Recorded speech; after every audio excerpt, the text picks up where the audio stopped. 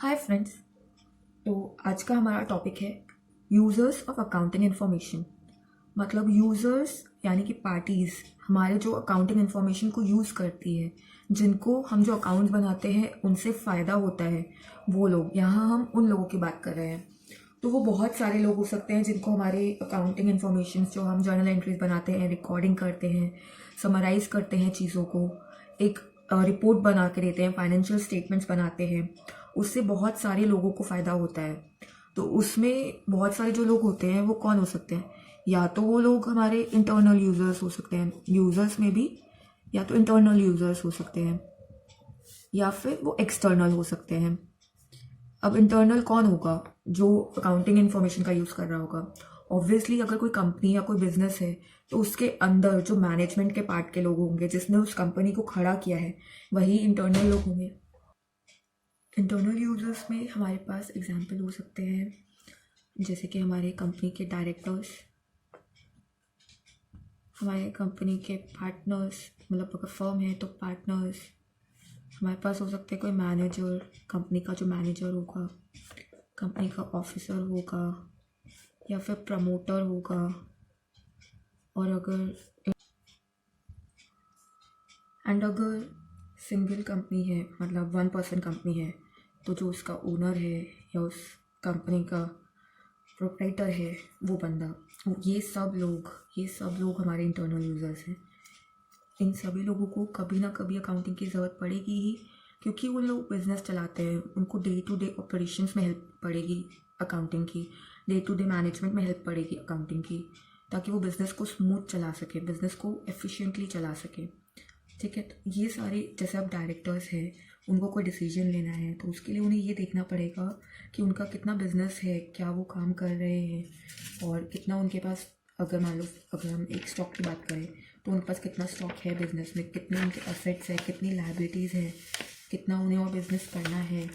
तो ये सारी चीज़ें उन्हें कैसे पता चलेंगे अगर प्रॉपर रिकॉर्ड्स नहीं बने होंगे चीज़ों के? तो इन सब चीज़ों के लिए उसे प्रॉपर रिकॉर्ड्स चाहिए। अब पार्टनर्स हैं, उन्हें पता होना चाहिए कि बिजनेस में कितना प्रॉफिट हो रहा है, उसी हिसाब से वो दूसरे पार्टनर्स को रेम्यूनरेशन डिवाइड होगा, प्रॉफिट डिवाइड होगा, सब कुछ जो भी चीज़ें। अब अगर कोई असेट परचेज करना है तो पहले देखा जाएगा कि हमारे पास इतने पैसे हैं, तो हमें हमें नहीं है तो हमें इतना एडजस्ट करना पड़ेगा, इतना लेना पड़ेगा। ये सब अगर प्रॉपर रिकॉर्ड्स नहीं होंगे तो ये कैसे बनेंगे? तो इन सब लोगों को बहुत ज़रूरत होती है। और जो अकाउंटिंग रिकॉर्ड्स हैं, इन लोगों को बहुत तरीके के, एक तो कुछ रिकॉर्ड्स होते हैं जो पब्लिक होते हैं, जैसे कि हमारा P&L अकाउंट बनता है जिससे हमें प्रॉफिट पता चलता है, बैलेंस शीट बनती है जिससे फाइनेंशियल स्टेटमेंट का, परफॉर्मेंस का वो पता चलता है कि एट प्रेजेंट कहाँ पे है हमारा बिजनेस, हमारे बिजनेस में कितने असेट्स हैं, कितनी लाइबिलिटीज़ हैं। उस तरह कैश फ्लो स्टेटमेंट बनता है जिसमें हमें ये पता चलता है कि हमारे पास कितना कैश अवेलेबल, मतलब फ्लो हो चुका है, और कितना कैश अभी है इनफ्लो।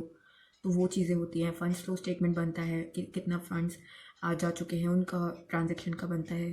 तो ऐसे बहुत सारे रिकॉर्ड्स होते हैं जो पब्लिक में भी होते हैं और इन्हें भी ज़रूरत पड़ती है उन रिकॉर्ड्स की।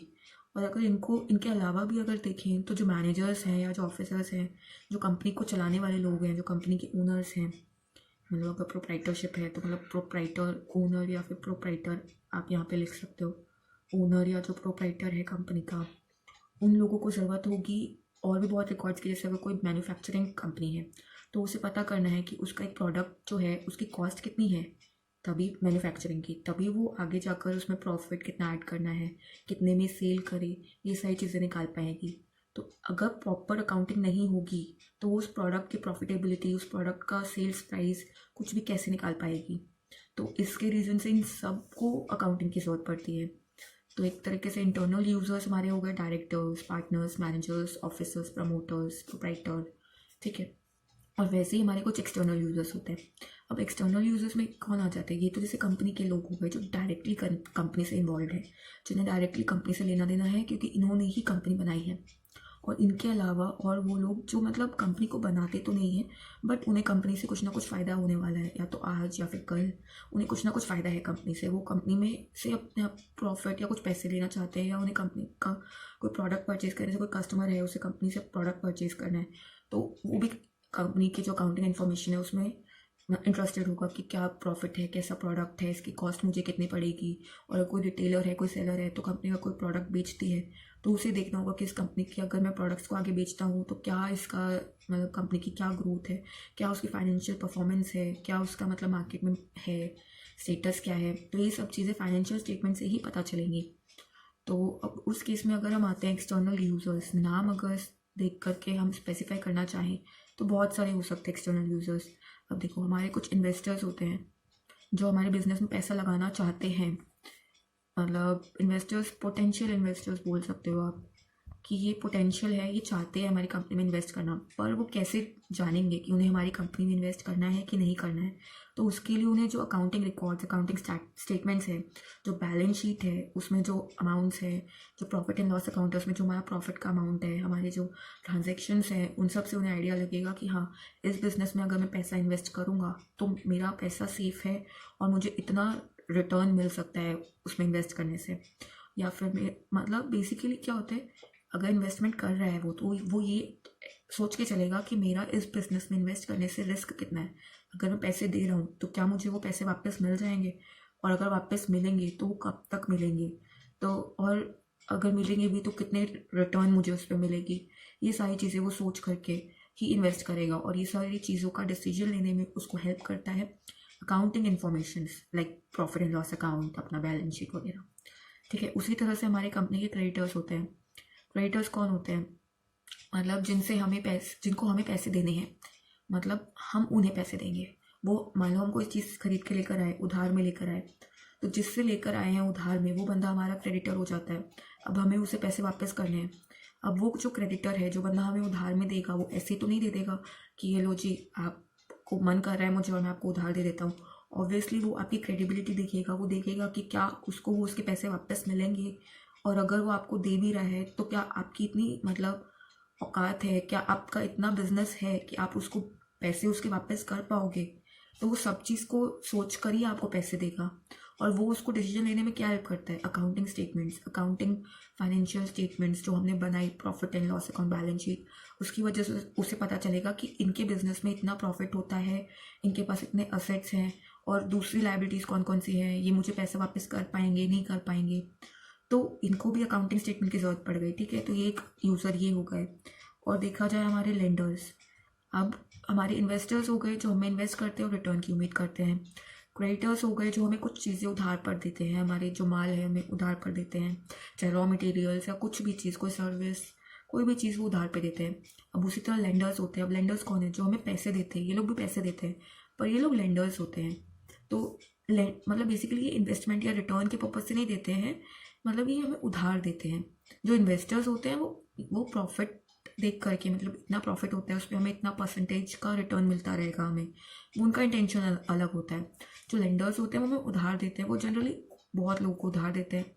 ठीक है, अब वो कौन होते हैं, जैसे कि अब बैंक हो गए हमारे, या फिर कोई और फाइनेंशियल इंस्टीट्यूशन।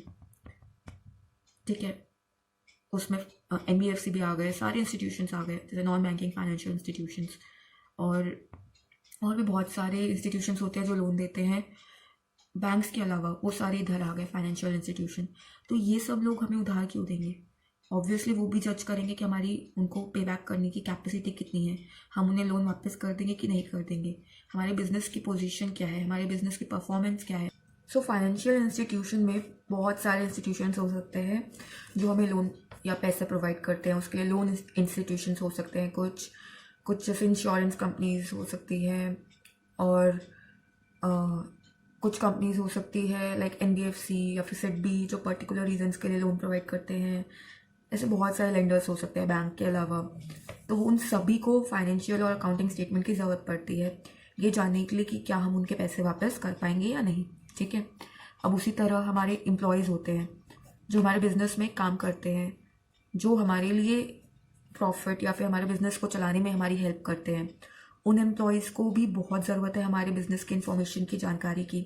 उससे उन्हें पता चलेगा कि उन्हें कितने वेजेस मिलेंगे, या जो वो काम कर रहे हैं क्या उस पर उन्हें कोई बोनस मिलेगा, या जितने उनके वेजेस हैं उन्हें वो भी नहीं मिलेंगे, या फिर जो वेजेस है वो मिलेंगे पर बहुत कम मिलेंगे, या फिर आज नहीं बहुत सालों के बाद मिलेंगे, क्योंकि बिजनेस में प्रॉफिट नहीं है, क्योंकि बिजनेस चल नहीं रहा है। तो ये सारी चीज़ें अगर वो अकाउंटिंग रिकॉर्ड्स देखेंगे, उसमें अगर उन्हें पता चलेगा कि नहीं कंपनी के पास इतने असेट्स हैं, इतने इतने इनकम हो रही है, इतना रिवेन्यू है और एक्सपेंसेस इतने हैं, उसके बाद इतने बच जाते हैं, तो हमें पैसे मिलेंगे, हमारे हमारे पैसे कहीं नहीं गए। ठीक है, तो एक तरीके से इनके लिए ये अकाउंटिंग इन्फॉर्मेशन की ज़रूरत पड़ी बहुत इनको। और उसी की तरह हमारी गवर्नमेंट होती है जो कि हमसे टैक्स के थ्रू पैसे लेती है, बहुत तरह के टैक्सेस लगाती है हम पर, इनकम टैक्स लगाती है, हमारी जो प्रॉफिट हमने अर्न किया उसके ऊपर, हमारे को सर्विस टैक्स लगाती है, सर्विस टैक्स तो खैर अब नहीं है, जीएसटी लगाती है हमारे गुड्स सप्लाई करने पे, गुड्स या सर्विसेज को सप्लाई करने पर। और वैसे एक्साइज ड्यूटी अभी भी कुछ चीज़ों पे के मैन्युफैक्चरिंग पे है, लाइक अल्कोहल वगैरह पे, तो उसका वो पैसे लेती है, कस्टम ड्यूटी लेती है, तो बहुत सारी चीज़ें लेती है। तो अगर उन्हें अकाउंट्स मेंटेन्ड होंगे तो हम उनको उन्हीं अकाउंट्स के बेसिस पे पैसे दे सकते हैं। लाइक देखो फॉर एन एग्जाम्पल, अब जीएसटी की रिटर्न्स है वो ईयरली देनी पड़ती है, मंथली भी देनी पड़ती है, क्वार्टरली भी, मतलब अलग अलग टाइम है जब जिसको ज़रूरत पड़े उस हिसाब से है। ठीक है, तो अब अगर हमें वहाँ पर भी जीएसटी के जो रिकॉर्ड्स, जो रिटर्न फाइल करनी होती है, वो तभी हम कर पाते हैं अगर हमने प्रॉपर रिकॉर्ड्स मेंटेन कर रखे होते हैं, प्रॉपर अकाउंटिंग स्टेटमेंट्स बना रखी होती है, सेल्स का प्रॉपर हमने, अगर जैसे वाउचर्स है वो हमने रजिस्टर कर लिए, परचेजेस के कर लिए, हमारा जो टैक्स क्रेडिट है, टैक्स का हमें क्रेडिट लेना है, वो हमने प्रॉपर तरीके से मेंटेन कर रखा है, तो हम गवर्नमेंट को उसकी रिपोर्टिंग दे देते हैं, फिर उसके बेसिस पे हम गवर्नमेंट को टैक्स दे देते हैं। तो अब गवर्नमेंट उन रिकॉर्ड्स को देख करके बताती है क्या हमने टैक्स सही दिया है उन्हें, क्या हमारी चीज़ें सही हैं, या जितने पैसे बनने चाहिए थे उतने ही दिए हैं। तो वो कैसे गवर्नमेंट को हेल्प मिलेगी, उन अकाउंटिंग रिकॉर्ड्स की वजह से, उस जीएसटी की समरी की वजह से, उस जीएसटी के रिकॉर्ड की वजह से, या उस प्रॉफिट एंड लॉस अकाउंट की वजह से कि हाँ जो पैसे आने थे उतने आ गए, कम नहीं है, या कम है तो कम है क्यों है, फिर वो आगे हमें नोटिस भेजेगी आपने टैक्स कम दिया, या जो भी चीज़ें पेनल्टी लगेगा, इंटरेस्ट लगेगा, तो वो सारी चीज़ें गवर्नमेंट कैसे कर पाएगी, अकाउंटिंग इन्फॉर्मेशन की हेल्प से। और उसी की तरह हमारे कुछ लोग होते हैं रिसर्चर्स, जो कंपनी के बारे में रिसर्च कर रहे होते हैं, जैसे हमारे स्कॉलर्स होते हैं, पीएचडी वाले होते हैं, जो भी है उन लोगों को हमारे, फॉर एग्जाम्पल एक रिलायंस कंपनी है, अगर कि तुमको भी या मुझे भी रिलायंस कंपनी के बारे में जानना है, तो हम कंपनी तो नहीं पहुंच जाएंगे कि जी हम रोज़ अब कंपनी आएंगे, हमें बताओ कंपनी में कैसा चल रहा है, हम रोज़ देखेंगे क्या हो रहा है कंपनी में, कैसी कंपनी है। ठीक है, तो वैसे नहीं पता चलेगा। जो प्राइमरी सोर्स होता है किसी कंपनी के बारे में जानने के लिए, वो उसके अकाउंटिंग स्टेटमेंट है, वो उसके अकाउंटिंग फाइनेंशियल स्टेटमेंट्स है जो वो बना रहा है और पब्लिक में दे रहा है, लाइक उसका profit and loss account, balance sheet, cash flow statement, वो सब चीज़ों से पता चलेगा कि कंपनी की परफॉर्मेंस कैसी है, कि कंपनी ऐसे तो नहीं कि लॉस में जा रही है, बस ऐसे दिखाने को बहुत बड़ी कंपनी है और रियलिटी में जो वो बिजनेस कर रही है उसमें उसको लॉस हो रहा है, इतना सेल ही नहीं है उसके प्रोडक्ट का। या फिर कंपनी की जो बैलेंस शीट देख रहे हैं हम, उसमें हम देख रहे हैं कंपनी के पास असेट्स ही नहीं है, कंपनी ने बस लोन लोन लोन ले रखे हैं, और पैसे कैसे चुकाएगी कंपनी को कुछ नहीं पता। तो जो बेसिकली रिसर्चर्स हैं वो उन फाइनेंशियल स्टेटमेंट्स को देख करके कंपनी की परफॉर्मेंस को जज कर सकते हैं, ये बता सकते हैं कि हाँ कंपनी का मैनेजमेंट कैसा है, कंपनी ठीक चल रही है नहीं चल रही है, कंपनी गोइंग कंसर्न रहेगी, मतलब कंपनी आगे एग्जिस्ट करेगी या नहीं, मतलब कंपनी का पोजीशन अभी क्या है या आगे क्या होने वाला है, या फिर उस कंपनी के ओवरऑल, उस कंपनी के मतलब बारे में रिसर्चर्स जान सकते हैं उसकी अकाउंटिंग इन्फॉर्मेशन, उसके अकाउंटिंग रिकॉर्ड्स की हेल्प से। ओके, और उसी की तरह रिसर्चर्स के बाद अगर हम बात करें तो बेसिकली इसमें भी हमारे पास होते हैं, जैसे शेयर होल्डर्स होते हैं, हमारे स्टॉक होल्डर्स होते हैं जो हमारी कंपनी में पैसा लगाते हैं, स्टार्टिंग जो करते हैं हमें कैपिटल देते हैं, लाइक एक तरीके से ओनर्स बोल दो या फिर शेयर होल्डर्स बोल दो। ठीक है, तो ये जो लोग होते हैं इन्हें भी, ये हमारे मैनेजमेंट से रिलेटेड नहीं होते, मतलब इंटरनल जो लोग रहते हैं, प्रोप्राइटर रहता है, उसको हमारे मैनेजमेंट से मतलब है कि मतलब जो बिजनेस है वो चल कैसा रहा है, बिजनेस में ऑपरेशंस जो है वो इफेक्टिवली हो रहे हैं नहीं हो रहे हैं, स्मूथली ट्रांजेक्शन हो रहा है नहीं हो रहा है, उन्हें इस सब चीज़ों से मतलब है। अब जो शेयर होल्डर्स है या ओनर्स है उन्हें इससे मतलब है कि जो हमने पैसे लगाए उस पर हमें प्रॉफिट मिलेगा नहीं मिलेगा, या फिर प्रॉफिट मिलेगा तो कितना मिलेगा, पिछली बार से ज़्यादा मिलेगा कम मिलेगा, या फिर जो बिज़नेस है वो कहीं ऐसा तो नहीं लॉसेस में जा रही है, या फिर बिज़नेस का आगे फ्यूचर है कि नहीं है, फिक्स्ड एसेट कितने हैं, लाइबिलिटीज़ कितनी हैं, उन्हें सारी चीज़ों की इन्फॉर्मेशन चाहिए। इसी तरह इन्वेस्टर्स और क्रेडिटर्स, लेंडर्स, इन सब की तरह, क्योंकि वो पैसे लगाते हैं बिजनेस में कुछ सोच कर। ठीक है, अब वैसे ही अब मैंने आपको बोला था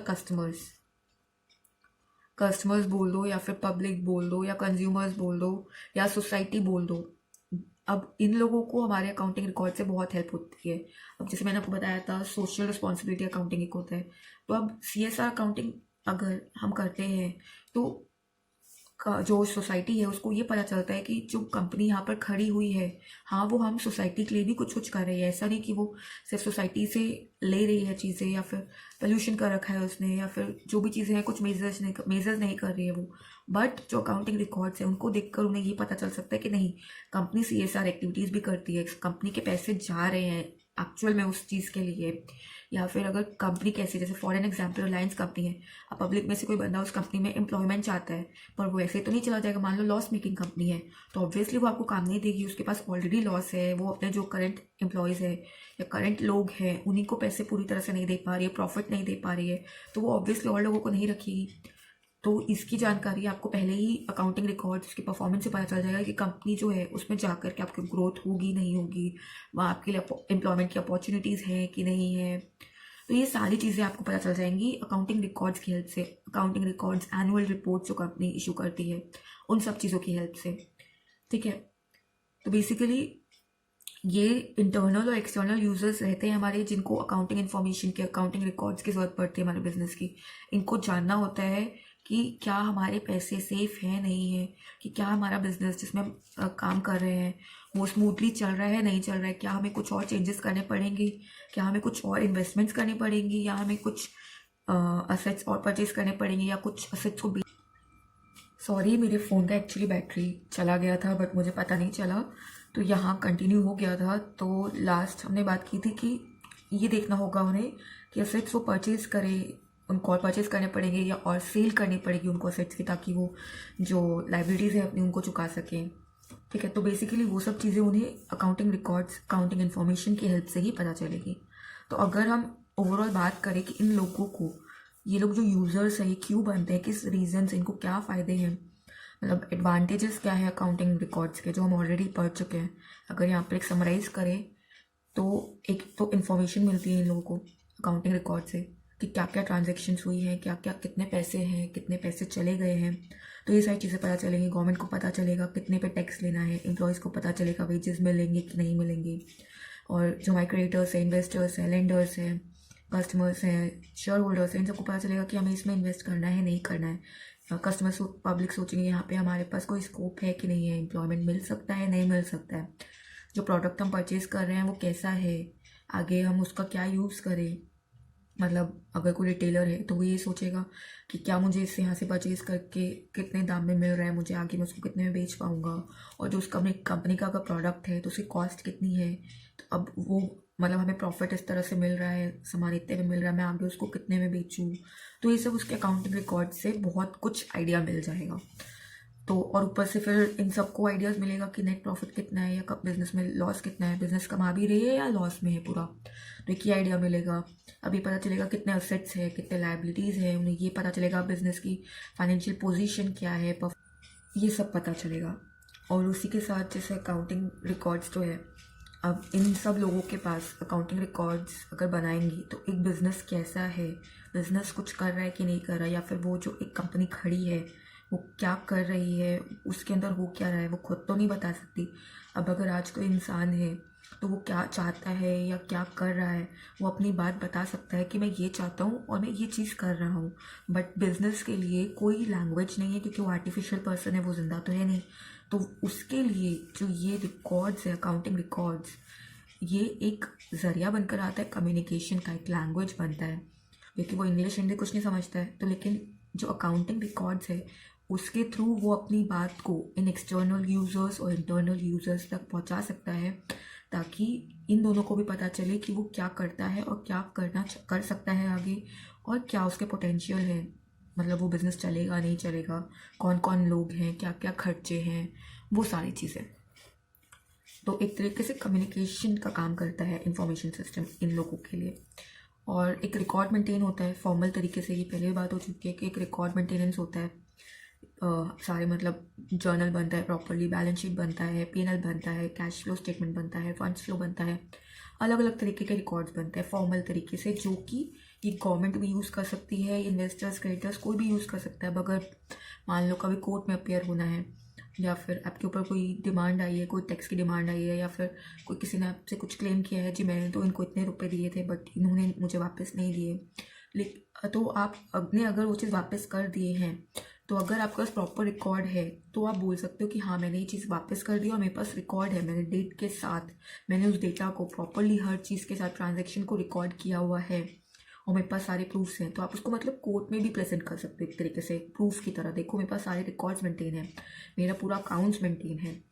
तो इस तरह से ये जो अकाउंटिंग इंफॉर्मेशन है या जो फाइनेंशियल स्टेटमेंट है, अकाउंटिंग रिकॉर्ड्स है, इन लोगों के लिए बहुत यूज़फुल है, इन लोगों को बहुत चीज़ों में हेल्प करता है। ये भी रीजंस हैं और बाकी जो अदर्स जो अकाउंटिंग के जो भी एडवांटेजेस हैं वो सारे एडवांटेजेस इन लोगों को भी मिलते हैं अकाउंटिंग रिकॉर्ड्स को देखकर। तो इसलिए बहुत ज़रूरी है अकाउंटिंग रिकॉर्ड्स को समराइज क्लासीफाई हमने सब कर लिया, बट जब तक वो क्लासीफाई समराइज होकर कम्युनिकेट नहीं होते हैं, इन लोगों तक नहीं पहुंचते हैं, तब तक उसका कोई यूज़ नहीं है। तब तक वो एक पेपर में पड़ी हुई बस ऐसे कुछ आइटम्स है, कुछ अमाउंट्स हैं, उनका कोई यूज़ नहीं है अगर वो डायरेक्टर्स पार्टनर्स जो लोग उन्हें बना रहे हैं, जो मैनेजमेंट में है उन तक नहीं पहुंच रहा है, या जो लोग उसमें पैसा लगा रहे हैं, या जो मतलब कस्टमर्स है जिनको उससे लेना देना है, जो पब्लिक है उनको उससे फ़र्क पड़ रहा है, जो गवर्नमेंट है उन्हें उससे पैसा मिलने वाला है, उन तक इन्फॉर्मेशन प्रॉपर तरीके से अगर नहीं पहुंच रही है तो उस अकाउंटिंग रिकॉर्ड का कोई यूज़ नहीं है। तो अगर यूज़र्स तब आएंगे अकाउंटिंग रिकॉर्ड के, उनको फ़ायदा तब मिलेगा जब आप प्रॉपर तरीके से अकाउंटिंग रिकॉर्ड्स बनाओगे। तो इन दोनों के लिए अकाउंटिंग रिकॉर्ड्स बहुत इम्पॉर्टेंट होंगे, ठीक है, तब ये सारे यूज़र्स बनेंगे। तो इसी के साथ ये वाला टॉपिक कंप्लीट है। अब नेक्स्ट टॉपिक नेक्स्ट वीडियो में। ओके, सो तब तक के लिए बाय।